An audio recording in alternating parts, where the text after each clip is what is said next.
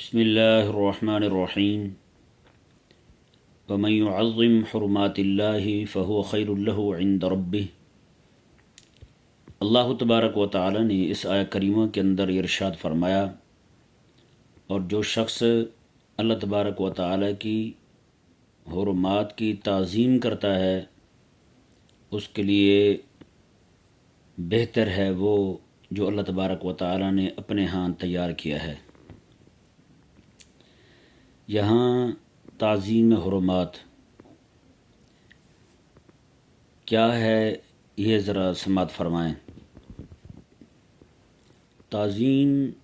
کہتے ہیں کسی چیز کو بڑا جاننا، اسے عظمت دینا۔ تو اللہ تبارک و تعالیٰ نے فرمایا کہ اللہ تعالیٰ کی حرمات کو، جو شخص اللہ تعالیٰ کی حرمات کو بڑا جانتا ہے، تو یہ ذہن میں رہے بندہ مومن کے نزدیک اللہ تبارک و تعالیٰ کا حکم ہی سب سے بڑا ہے۔ بس اللہ تعالیٰ کا حکم سب سے بڑا ہے، اللہ تبارک و تعالیٰ کے حکم کو ہی بڑا جانے سب سے۔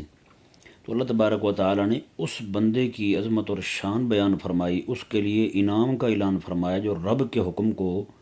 سب سے بڑا جانے، رب تبارک و تعالیٰ کے حکم کو سب کے احکامات سے بڑا جانے، ہر ایک کے حکم سے، ہر ایک کی بات سے بڑا جانے۔ وَمَن يُعَظِّمْ حُرُمَاتِ اللَّهِ، اور یہ حرمات جو ہے نا، اس کے متعلق امام واحدی رحمہ اللہ ارشاد فرماتے ہیں فرائض اللہ و سننہ، اس سے اللہ تبارک و تعالیٰ کے فرائض ہیں اور اس کی طرف سے لازم کی ہوئی چیزیں جو ہیں نا وہ مراد ہیں۔ تو یہ بات واضح ہوئی کہ اس سے مراد اللہ تبارک و تعالیٰ کے احکامات ہیں، اور دوسرے مفسرین نے یہ بھی ارشاد فرمایا کہ اس سے مراد اللہ تبارک و تعالیٰ کے فرائض اور اللہ تبارک و تعالیٰ کی منہیات ہیں۔ یعنی بات واضح ہو جاتی ہے کہ اللہ تبارک و تعالیٰ نے جو احکامات دیے ہیں وہ چیزیں مراد ہیں، اور جن چیزوں سے منع کیا اللہ تبارک و تعالیٰ نے وہ مراد ہیں۔ دونوں چیزیں حرمات کے تحت آئیں گی۔ اور اللہ تبارک و تعالیٰ نے ارشاد فرمایا کہ وَمَن يُعَظِّمْ حُرُمَاتِ اللَّهِ، مطلب جو ہے نا وہ یہ ہے کہ ہر حال میں اللہ تعالیٰ کا حکم بڑھاؤ۔ وَمَن يُعَظِّمْ حُرُمَاتِ اللَّهِ فَهُوَ خَيْرٌ لَهُ عِندَ رَبِّهِ، جو اللہ تبارک و تعالیٰ کی حرمات کو بڑا جانے، اللہ تعالیٰ کے حکم کو بڑا جانے، بس۔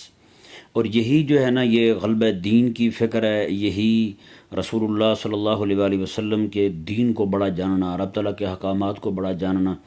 لیکن آج نعوذ باللہ من ذالک ہوا یہ ہے کہ ہم نے ہر ایک کے حکم کو بڑا جانا لیکن رب کے حکم کو بڑا نہیں جانا، ہر ایک کو ترجیح دی ہے، ہر ایک کی بات کو بڑا جانا لیکن رسول اللہ علیہ السلام کی بات کو بڑا نہیں جانا۔ ہوا یہ کہ ایک جگہ کچھ احادیث مبارکہ لکھ کر کے بھیجی گئی ہماری طرف سے، تو ایک دوست تھے وہ کسی تنظیم کے ساتھ منسلک تھے، انہوں نے وہ حدیثیں بھیج دی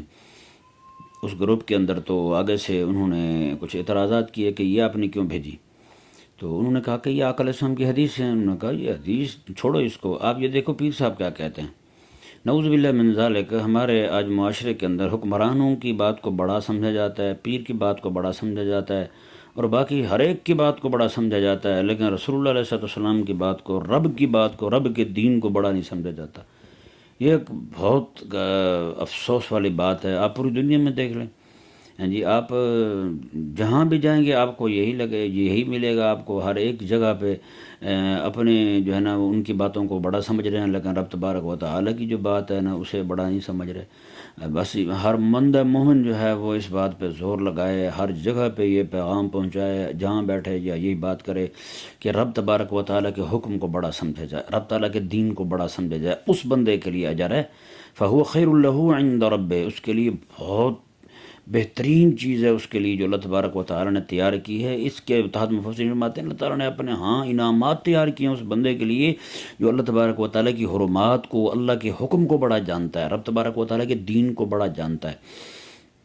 آج ہم نے ہر ایک کے حکم کو تو بڑا سمجھا لیکن رب تعالیٰ کے حکم کو بڑا نہیں سمجھا ہم نے۔ یہ بہت زیادہ ہمارے ساتھ سمجھیں کہ ایسی روش ہے نا وہ چل رہی ہے کہ